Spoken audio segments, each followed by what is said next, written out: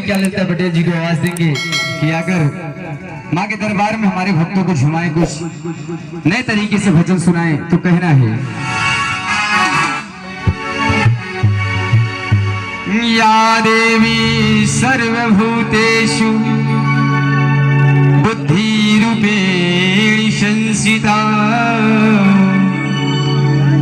नमस्तस्यै नमस्तस्यै नमस्तस्यै नमो नमः।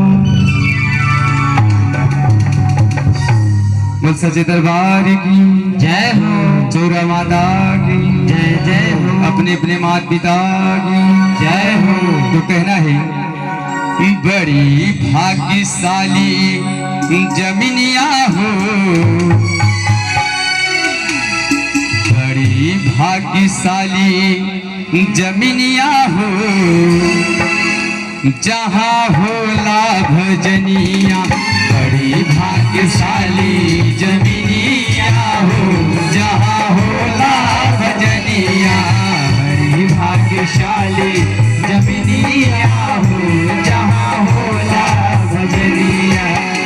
होला भजनिया हो, होला भजनिया, होला भजनिया हो, होला भजनिया, होला भजनिया हो, होला भजनिया, होला भजनिया हो, होला पूजनिया, होला भजनिया हो, होला भजनिया, होला भजनिया हो, होला भजनिया।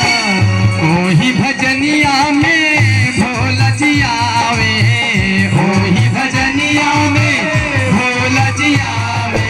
साथे में रहो जहो, साथे में रहो जहो, साथे में आवे गौरा माई, जहाँ होला भजनिया। साथे में आवे गौरा माई, जहाँ होला भजनिया। बड़ी भाग्यशाली जमीनिया हो, जहाँ होला भजनिया।